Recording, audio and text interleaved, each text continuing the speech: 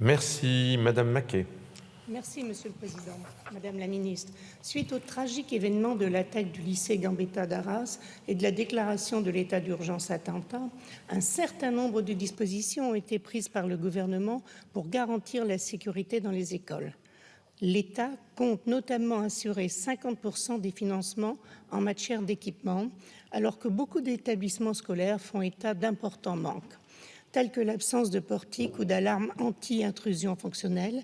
Les collectivités ont également un rôle majeur à jouer à la lumière de ces enjeux.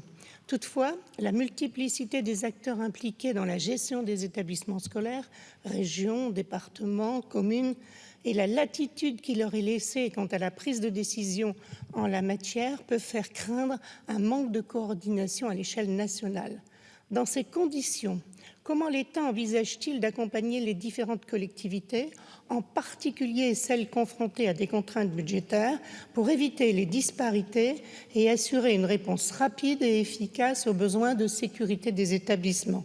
Plus largement, quelles sont les stratégies prévues par le gouvernement afin de mettre en place un plan national intégrant des mesures de prévention, de formation du personnel, d'équipements adéquats, de façon coordonnée avec les collectivités locales?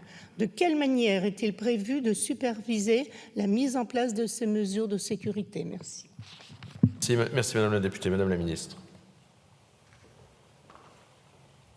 Madame la députée Jacqueline Maquet.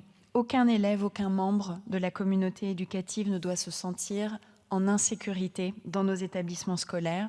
Je le dis, la peur n'a aucune place. Vous avez raison, à l'école de la République. Dès 2022, nous avons travaillé pour que chaque école et chaque établissement dispose d'un plan particulier de mise en sûreté, les PPMS, et mettent en place 2 exercices annuels pour se préparer à tous les risques majeurs et à toutes les menaces. Nous avons encore tous en mémoire cet affreux attentat terroriste à Arras et le lâche assassinat de Dominique Bernard. C'est pourquoi nous avons encore renforcé notre action avec un soutien aux écoles comme aux établissements et aux collectivités chargées en première ligne de leur sécurisation. Après avoir réalisé dès octobre une enquête flash sur la sécurité dans les écoles et établissements scolaires, Gabriel Attal, alors ministre de l'Éducation nationale, a réuni à plusieurs reprises un comité des élus locaux pour construire une approche partagée entre l'État et les collectivités. En décembre, chaque préfet de département a reçu des crédits supplémentaires pour financer des projets de sécurisation des établissements scolaires et nous avons demandé aux recteurs d'identifier aussi des sites prioritaires à équiper d'un système d'alarme intrusion avec un moyen de subvention de 2 700 € par projet.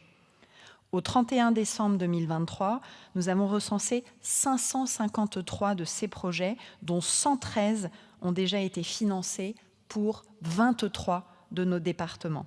Nous allons poursuivre ce travail pour améliorer partout où c'est nécessaire la sécurité des écoles en appui des collectivités.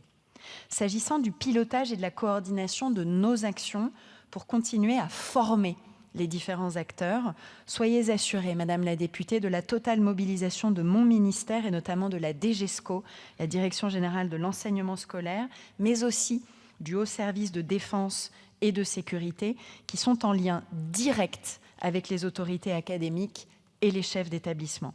Et vous pouvez compter sur ma totale détermination pour que chacun soit protégé dans nos écoles. Je vous remercie. Merci Madame la Ministre. Madame la députée.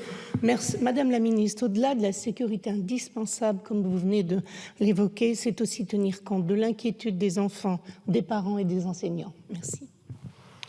Merci. Madame Carrel.